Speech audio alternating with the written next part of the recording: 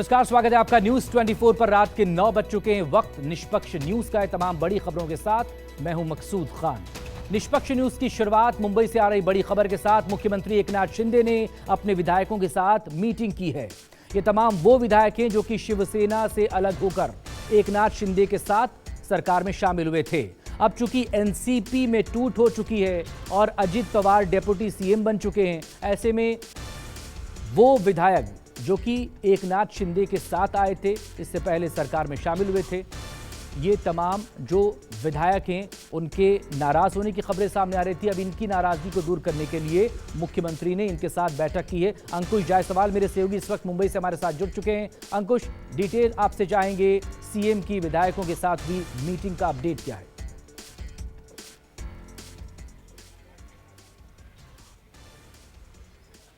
Meeting अभी भी चल रही है और करीब 1 घंटे से ज़्यादा का वक्त हो गया कि मीटिंग लगातार जो है जारी है। ऐसा माना जा रहा है कि एकनाथ शिंदे और उनके जो समर्थक मंत्री और विधायक हैं उनमें किसी प्रकार की नाराज़गी है, क्योंकि एनसीपी को सरकार में शामिल कर दिया गया है और नाराज़गी के कई बिंदु है। सबसे पहले कैबिनेट एक्सपांशन को लेकर शिंदे समर्थक विधायक जो कि उद्धव ठाकरे के वक्त सरकार में शामिल थे, मंत्री थे, वो अभी तक मंत्री नहीं बनाए जा चुके हैं, क्योंकि अभी तक 18 मंत्री के साथ ही शिंदे सरकार और फडणवीस सरकार काम कर रही थी। लेकिन पिछले 1 साल से लगातार जो है कैबिनेट एक्सपांशन की बात तो कही जा रही थी, लेकिन इसमें किसी न किसी तरीके का विलंब आता जा रहा था। लेकिन जब बात आई अजित पवार को और उनके समर्थकों को सरकार में शामिल करने की, तो तुरंत कैबिनेट विस्तार किया गया और न सिर्फ अजित पवार को शामिल किया गया सरकार में उप मुख्यमंत्री के तौर पे, बल्कि उनके 9 समर्थक विधायकों को भी कैबिनेट मंत्री बनाया गया है। दूसरी जो नाराजगी है वो है पोर्टफोलियो के आवंटन को लेकर। एनसीपी चाह रही है कि जो सोशल जस्टिस डिपार्टमेंट, महिला बाल विकास मंत्रालय और ग्रामीण विकास मंत्रालय, इस तरीके के जो मलाईदार मंत्रालय है जो सीधे तौर पर लोगों से कनेक्ट करते हैं, उनको पोर्टफोलियो मिले। और यही सेम पोर्टफोलियो शिंदे के जो विधायक हैं वो भी चाहते हैं, क्योंकि ये वो मंत्रालय है जिससे लोगों से सीधे तौर पे कनेक्ट किया जा सकता है। डेवलपमेंट के काम काफ़ी तरीके से, अच्छे तरीके से लोगों के बीच में जाया जा सकता है। तो उसको भी लेकर एक थोड़ी सी नाराज़गी है कि अगर ये मलाईदार मंत्रालय अगर एनसीपी के लोगों को दिया जाएगा तो पिछले इतने साल, 1 साल से ये लोग बीजेपी के साथ है, इनको क्या मिलेगा। तीसरा नाराज़गी का जो बिंदु है वो है वित्त मंत्रालय। आपको याद होगा इससे पहले लगातार जो है एकनाथ शिंदे ने इस तरीके की शिकायत की थी कि जब वो महाविकास आघाड़ी में थे तो एनसीपी कहीं ना कहीं शिवसेना को कमजोर कर रही थी। वित्त मंत्रालय अजित पवार के पास था और अजित पवार जानबूझकर जो डेवलपमेंट के फंड होते थे वो शिवसेना के एमएलएस को देते नहीं थे, जिसके चलते उनके कॉन्स्टिट्यूएंसी तमाम डिटेल के लिए आप नजरें बनाए रखें। अपडेट के लिए आपसे फिर बात होगी। तो एनसीपी पर कब्जे की लड़ाई में भतीजा चाचा पर भारी पड़ गया लगता है। हालांकि आज अजित पवार की तरफ से बुलाई गई इस बैठक में एनसीपी के 31 विधायक पहुंचे, तो शरद पवार की मीटिंग में 16 विधायकों ने अपनी हाजिरी लगाई। जाहिर है दोनों में से कोई भी गुट अपने दावे का सबूत पेश नहीं कर पाया। इस बीच अजित पवार गुट ने चुनाव आयोग को हलफनामा देकर 40 विधायकों के समर्थन का दावा किया, तो साथ ही एनसीपी के अध्यक्ष पद से शरद पवार को हटाकर अजित पवार को राष्ट्रीय अध्यक्ष नियुक्त कर दिया गया।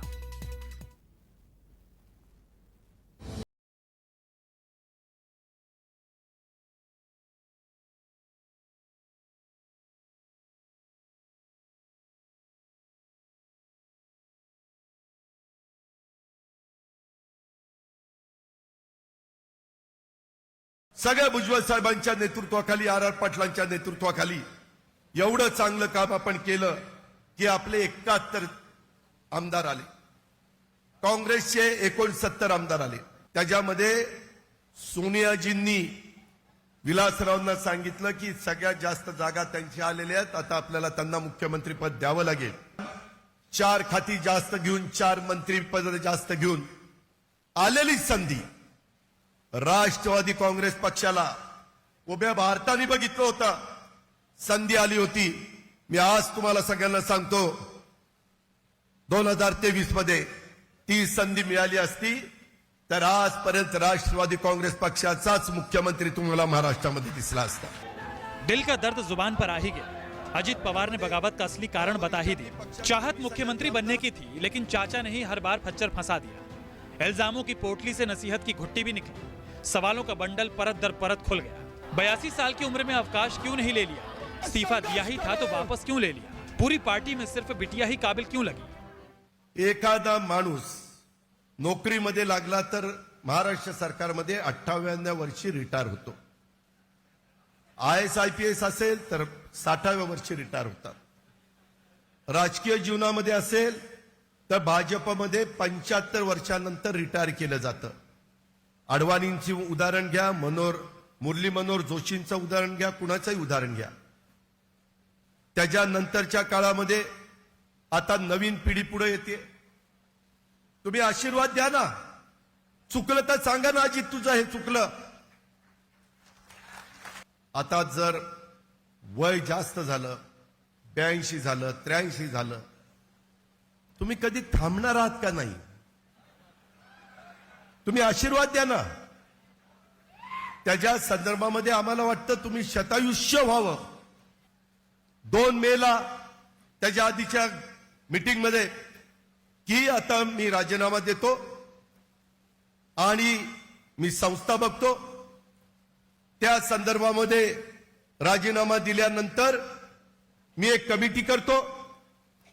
ती कमिटी केल्यावर तुम्ही सगळे प्रफुल्लबाई, सुनील तटकरे, जयंत पाटील, त्याच्यामध्ये भुजबळ साहेब, धनंजय मुश्रीफ साहेब, अनिल देशमुख सगळे तुम्ही प्रमुख बसा आणि ते बसून सुप्रियाला राष्ट्रीय अध्यक्ष करा.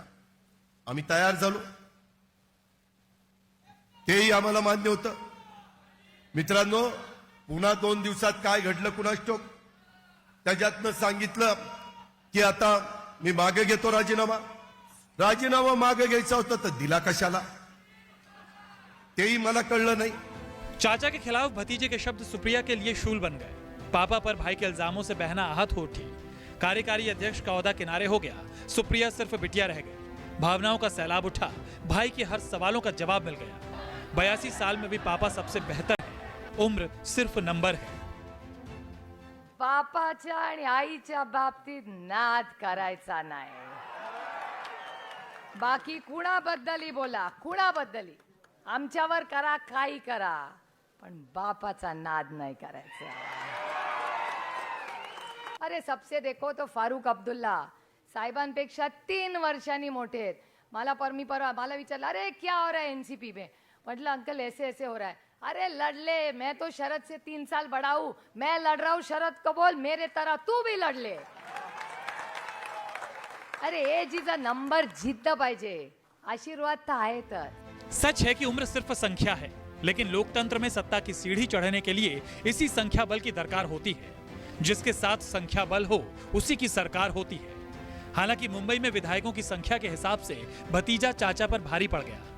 एनसीपी के 54 विधायकों में से 40 से ज्यादा विधायकों के समर्थन का दावा करने वाले अजित पवार की बैठक में एनसीपी के सिर्फ 31 विधायक ही पहुंच पाए. शरद पवार की बैठक में भी पार्टी के सिर्फ 16 विधायक ही पहुंच पाए. एनसीपी के एक विधायक नवाब मलिक तो फिलहाल जेल में ही है. बाकी 6 विधायक किधर हैं किसी को नहीं पता. हालांकि शरद पवार को एक निर्दलीय विधायक देवेंद्र भोयार का भी साथ मिला, लेकिन इससे पार्टी पर पकड़ बनाने में पवार साहब को शायद ही कोई फायदा मिले. जाहिर है जनता की तरफ से सीधे चुने गए विधायकों की तादाद के मामले में अजित पवार ने शरद पवार को पीछे छोड़ दिया, लेकिन वो शरद पवार का साहस नहीं तोड़ पाए. 82 साल की उम्र पार कर चुके चाचा ने भतीजे को सीधी चुनौती दी, इस संकल्प के साथ कि पार्टी की निशानी जाने नहीं दी जाएगी. काही लोकांनी चालला घेतलं. ऑफिस कोणाचं? राष्ट्रवादी काँग्रेस पक्षाचं. तुम्ही राष्ट्रवादी काँग्रेस पक्षात आहात का? तुम्ही सांगता आम्हीच राष्ट्रवादी काँग्रेस. काँग्रेसमध्ये आम्ही लोक होतो. मी टिळक भवन हे आमच्याकडे होतं वसले सहकारी, आणि त्याच्यानंतर नवीन पक्ष काढायचा निर्णय आम्ही घेतला. टिळक भवन सोडून दिलं. त्यांची फाफची काँग्रेस पक्षाची होती, ती आम्ही हिसकून घ्यायची वेळ आवश्यकता नव्हती, आमच्या हातात होती. आणि काय झालं काय नाशिकला पक्षाची फाफची. काही लोक येतात. माझ्या व्यक्तिगत जीवनामध्ये मी अनेक निवडणुका लढलो. 1967 साली पहिली निवडणूक मी केली तर माझी खून वैध होती. तुम्हाला आठवतं एकेकाळी काँग्रेसची खून वैध होती. त्यानंतर काँग्रेसमध्ये 2 भाग झाले, इंदिरा काँग्रेस, स्वर्णसिंग काँग्रेस. त्याच्यामध्ये आमची खून गेली, वैलदुरी दोघांची गेली. मग आमची खून आली गाय वासू. कदाचित काही लोकांना माहीत असेल. गाय वासरू तर ते गेलं नका विसरू. त्याच्यानंतरच्या काळामध्ये सरकार आणि त्याच्यानंतरच्या काळामध्ये हात आला पंजा आणि त्याच्यानंतर घड्याळ आलं. आता आम्ही हातात घड्याळावर लढलो, हातावर लढलो, चरख्यावर लढलो, गायवासवर लढलो, काय कशात काही कमतरता नाही. त्यामुळे कोणी सांगत असेल की चिन्ह आम्ही घेऊन जाऊ, चिन्ह जाणार नाही, जाऊन देणार नाही. भतीजे से सीधी जंग में हारे हुए जुआरी की तरह नजर आए मराठा क्षत्रप ने पीएम मोदी पर भी बिटिया की तरह आक्रामक तेवर दिखाए, इस सवाल के साथ कि अगर एनसीपी भ्रष्ट पार्टी थी तो फिर उसी पार्टी के विधायकों को मंत्री क्यों बना दिया. देशाच्या प्रधानमंत्र्यांनी 8 दिवसाच्या पूर्वी एक भाषण केलं, मला तो भोपाळला मध्य प्रदेशमध्ये, आणि त्यांनी सांगितलं की काँग्रेस पक्षाने इतक्या लाख कोटीचा भ्रष्टाचार केला. राष्ट्रवादी काँग्रेस पक्षाने 70 लाख कोटीचा भ्रष्टाचार केला, 70,000. आणि हे सांगत असताना राज्य सरकारी बँक आणि इथं फार बंधारे खातं याचा उल्लेख केला. प्रधानमंत्र्यांनी किंवा राज्याच्या मुख्यमंत्र्यांनी कुठलीही विधानं आधार नसताना करणं हे शहाणपणाचं लक्षण आहे. पण विधानं केली. या प्रधानमंत्र्यांचं एक वैशिष्ट्य आहे. एकदा ते बारामतीला आले आणि बारामतीच्या सभेत त्यांनी सांगितलं की देश कसा चालवायचा, प्रशासन कसं चालवायचं हे पवार साहेबांचं बोल धरून मी शिकलो. त्याच्यानंतर निवडणुकीच्या काळात आले, प्रचंड शिवीगाळ केली. जे देशाचं नेतृत्व करतात या सगळ्यांनी बोलण्याच्या संबंधीची काही काळजी घ्यावी लागते. आरोप करायचे तर नुसते आरोप करून चालणार नाही. खरं जर कोणत्या चुकीचं काम केलं असेल, नॅशनलिस्ट काँग्रेस पार्टी NCP ला काय म्हणायचे? Naturally corrupt party, naturally corrupt party. ना खाऊंगा ना खाने दूंगा, लेकिन जब मुझे जरूरत पड़ेगी वही नेचुरली करप्ट पार्टी का पूरा खा जाऊंगा. त्याच्यामुळे माझा आज आरोप आहे भारतीय जनता पक्षावर, या देशामध्ये सगळ्यात करप्ट पार्टी कुठली असेल. विधायकों के शक्ति प्रदर्शन में भतीजा भले ही चाचा पर भारी पड़ गया, लेकिन एनसीपी के 5 में से 4 लोकसभा सांसद शरद पवार के साथ नजर आए. सिर्फ सुनील तटकरे ही अजीत पवार के साथ दिखे, जिन्हें अजीत गुट ने पार्टी के प्रदेश अध्यक्ष की कमान सौंपी है. हालांकि शरद पवार पहले ही लोकसभा सांसद सुनील तटकरे और राज्यसभा सांसद प्रफुल्ल पटेल को पार्टी से निकाल चुके हैं. शरद पवार की बैठक में विधायकों की संख्या कम होने के बावजूद सहानुभूति की एक लहर दिखी और मराठा क्षत्रप ने इसी लहर पर सवारी का ऐलान कर दिया. कार्यकर्ताओं को उम्मीदों का आसमान दे दिया.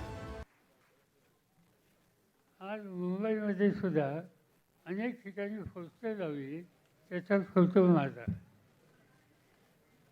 त्यांना माहिती आहे की आपलं नाणं चालणार नाही, त्यामुळे जे नाणं चालेल ते चालणारं नाणं घेतलं पाहिजे. कारण त्यांचं नाणं खरं नाही आहे, खणखणं वाजत नाही आहे, हे नाही लोक ओळखतील. एनसीपी के दोनों गुटों की बैठक शुरू होने से पहले ही शरद पवार की बेटी सुप्रिया सुले ने पार्टी के विधायकों सांसदों से भावुक अपील की थी. पापा को 83 साल का योद्धा बताते हुए बैठक में मौजूद रहने का आह्वान किया था. आणि त्या कार्यक्रमाला मार्गदर्शन करण्यासाठी आपल्या सगळ्यांना प्रिय असणारा 83 वर्षाचा योद्धा तो आत्ताच कराडला गेला होता. तुम्ही त्यांना पाहिलेही असेल. या महाराष्ट्राला ज्यांनी खूप प्रेम दिलं आणि दुपटीने महाराष्ट्राला त्याला प्रेम. त्यामुळे उद्या पुन्हा एकदा पक्षाची पुढची दिशा आणि आपल्या सगळ्यांवर काय काय जबाबदाऱ्या असणार आहेत, काय कामं करायची, ही दिशा देण्यासाठी आदरणीय पवार साहेब आपल्या सगळ्यांना मार्गदर्शन करणार आहेत. अजीत गुट की बैठक खत्म होते ही विधायकों का कारवां बांद्रा के ताज होटल की तरफ कूच कर गया। होटल में भी मंथन का नया दौर शुरू हो गया। शाम ढलने से पहले एनसीपी की लड़ाई चुनाव आयोग की चौखट पर भी पहुंच गई। अजीत पवार गुट ने अपने हलफनामे में करीब 40 विधायकों और सांसदों के समर्थन का दावा किया है। अजीत गुट ने अपने पक्ष में ज्यादा विधायक होने का दावा करते हुए एनसीपी पर दावा ठोक दिया है। चुनाव आयोग के सूत्रों के मुताबिक उसे अजीत पवार की ओर से राष्ट्रवादी कांग्रेस पार्टी और पार्टी चिन्ह पर दावा करने वाली याचिका मिली है। तो वहीं शरद पवार खेमे ने भी चुनाव आयोग के सामने एक केवियट दायर किया है, जिसमें गुजारिश की गई है कि पार्टी की लड़ाई के संबंध में कोई भी निर्देश पारित करने से पहले उनकी बात सुनी जाए। आयोग को जयंत पाटिल से भी एक चेतावनी मिली है कि उन्होंने 9 विधायकों के खिलाफ अयोग्यता प्रक्रिया शुरू कर दी है। इंद्रजीत सिंह, राहुल पांडे और अंकुश जायसवाल के साथ विनोद जगदाले, मुंबई, न्यूज़ 24। लंबे अरसे बाद किसी सार्वजनिक समारोह में नजर आए आरजेडी अध्यक्ष लालू प्रसाद यादव ने पीएम मोदी पर चौतरफा हमला किया है। आरजेडी के स्थापना दिवस पर कार्यकर्ताओं को संबोधित करते हुए लालू यादव ने आरोप लगाया कि बीजेपी और आरएसएस आरक्षण को खत्म करने की साजिश रच रहे हैं, लेकिन वो जुल्म और अन्याय के खिलाफ लड़ते रहेंगे, ना डरे हैं, ना कभी डरेंगे।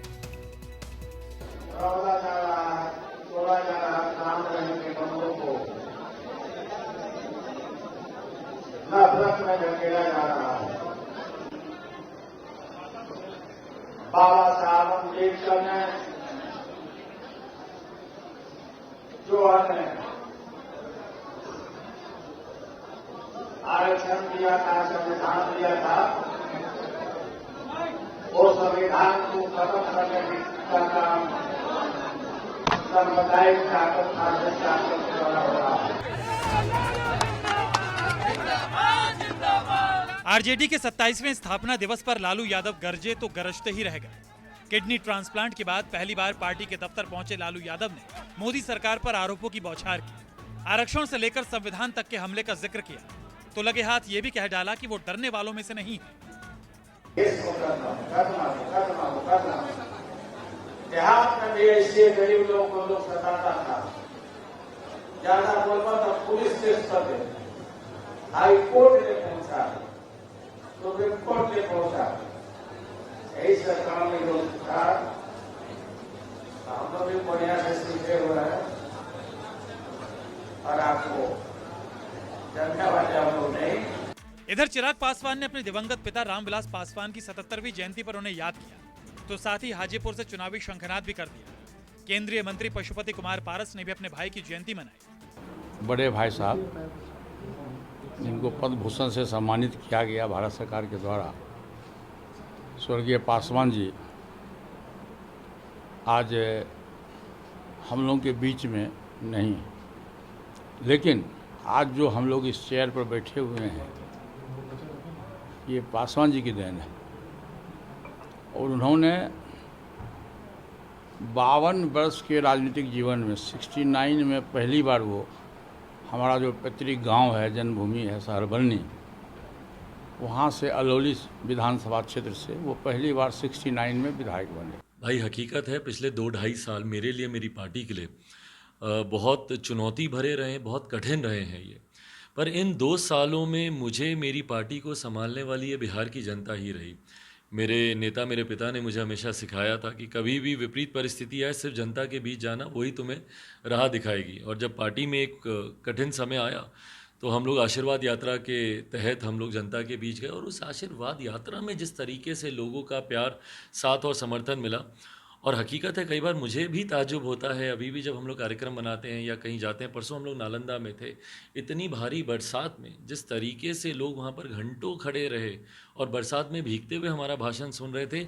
जब से नीतीश कुमार ने पटना में विपक्षी दलों की बैठक की शुरुआत की है, तब से बिहार ही राष्ट्रीय राजनीति का केंद्र बना हुआ दिख रहा है। लालू और नीतीश कुमार जहां हर हाल में बीजेपी को उखाड़ फेंकने का दम भर रहे हैं, वहीं चिराग पासवान मोदी सरकार की आलोचना से परहेज कर रहे हैं, सिर्फ नीतीश कुमार को निशाना बना रहे हैं।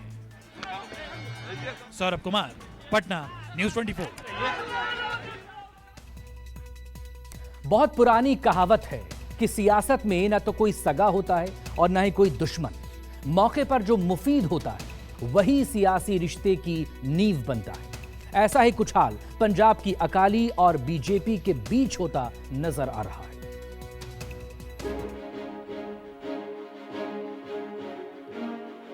चौबीस की चुनौतियों को देखते हुए पंजाब में पुराने साथी एक बार फिर से एक दूसरे के साथ आने की कवायद में जुटते दिखाई दे रहे हैं। करीब 3 साल पहले बीजेपी और अकाली में जो दरार पैदा हो गई थी, वो अब करीब करीब दोस्ती में बदलने वाली दिखाई दे रही है। 17 सितंबर 2020 को सुखबीर सिंह बादल की पत्नी और अकाली की बड़ी नेता हरसिमरत कौर ने मोदी मंत्रिमंडल से इस्तीफा दे दिया। हवाला दिया गया कि किसानों के लिए लाया गया अध्यादेश किसान विरोधी है, उन्हें मंजूर नहीं है। तब से अब तक दोनों एक दूसरे के खिलाफ पंजाब की राजनीति में सक्रिय रहे। आज अकाली दल की कोर कमेटी की बैठक हुई, जिसमें विक्रम सिंह मजीठिया, सिकंदर सिंह मलूका, महेश इंद्र सिंह ग्रेवाल, डॉक्टर दलजीत सिंह चीमा, प्रेम सिंह चंदू माजरा, सुरजीत सिंह रखड़ा शामिल हुए। कोर कमेटी में आए नेताओं के बयान से संकेत मिल रहे हैं कि अकाली दोबारा एनडीए का हिस्सा होने जा रही है। हमने तो सारा गठबंधन का जो काम है वो मीडिया को आउटसोर्स कर दिया। अच्छा, कि जैसे वो ठीक लगेगा, जितनी जितनी सीटें जिसके साथ समझौता करना है, जो वो फाइनल करके देंगे वो हम मानेंगे। क्योंकि हम तो 50 बार डिनाई कर चुके हैं। किसी भी पार्टी लेवल के ऊपर एक भी आदमी ने आधिकारिक तौर पे कोई भी ऐसी स्टेटमेंट नहीं दी। तो बार बार वही बात लाना मैं समझता हूँ उचित नहीं होगा। तो आज तो अध्यक्ष जी बाहर से आए हैं, तो कर्सी काल के लिए मैं भी आया हूँ और भी 2-4 लीडर आएंगे। तो ये रूटीन की एक जो है कर्सी काल है। कल को मीटिंग है, कल 12 बजे पार्टी की बड़ी मीटिंग है, उसमें जो होगा वो आपको बताएंगे। कहा जा रहा है कि भीतर खाने बीजेपी और अकाली में लगभग गठबंधन हो चुका है। 2024 में सीटों के बंटवारे को लेकर भी सहमति बन चुकी है। बस औपचारिक ऐलान बाकी है, जिसकी जानकारी प्रेस कॉन्फ्रेंस कर दी जाएगी। कहा यह भी जा रहा है कि अकाली बीजेपी के सामने कुछ शर्तें रख सकती है, जिसमें जेलों में बंद कुछ सिख कैदियों की रिहाई का मुद्दा सबसे बड़ा है। आज की कोर कमेटी में शामिल होने के लिए आए पूर्व मंत्री सुरजीत सिंह रखड़ा ने कहा कि गठबंधन होना अच्छी बात है। सारा कुछ ठीक है, एवरीथिंग इज वेरी स्मूथ। तो होना चाहिए, आप मानते हैं? देखो हर कोई नुकसान तो होता ही नहीं है ना। किसी चीज़ का अगर कोई कंप्रोमाइज होता है उसमें तो फायदा ही होता है, कोई नुकसान तो होता ही नहीं है। बाकी तो सर्कमस्टांस में बताएंगे क्या होता है। वो तो बीजेपी भी चाहती है, श्रोमणी अकाली भी चाहता है, आप भी तो चाहते हैं कि गठबंधन होना चाहिए। बाकी टाइम बताएगा। आपको बता दें कि 1992 तक बीजेपी और अकाली दल अलग अलग चुनाव लड़ती थी और चुनाव के बाद साथ आते थे। 1996 में अकाली दल ने मोगा डिक्लेरेशन पर साइन किया और 1997 में पहली बार साथ में चुनाव लड़ा। तब से 17 सितंबर 2020 तक इनका साथ रहा। लेकिन 25 साल का यह गठबंधन किसान बिल के विरोध में 2020 में खत्म हो गया। अब एक बार फिर दोनों साथ आ सकते हैं। अकाली का कहना है कि जिस किसान बिल के विरोध में वो एनडीए से अलग हुई थी, वो बिल पास हो गया है, तो साथ जाने में परहेज क्या? बेशक श्रोमणी अकाली दल द्वारा कहा जा रहा है कि पंजाब के मुद्दों को लेकर ही ये मंथन किया जा रहा है और आने वाले समय में किस तरह की स्ट्रेटजी अपनाई जाए ये भी कहा जा रहा है। लेकिन जो सोर्सेज बता रहे हैं कि असल में मंथन भाजपा के साथ गठबंधन को लेकर होना है। और जो सबसे बड़ी बात है कि जिस तरह से बंदी सिखों का जो मसला था, श्रोमणी अकाली दल ने उसको जोर शोर से उठाया था और अब बीजेपी के सामने भी ये प्रस्ताव रखा जाएगा कि जो बंदी सिख हैं उनको रिहा किया जाए और इसी के ऊपर ही सारी जो चर्चाएं हैं वो केंद्रित होकर रह चुकी हैं। कैमरामैन गंभीर सिंह राणा के साथ विशाल इंग्लिश, न्यूज़ 24 चंडीगढ़।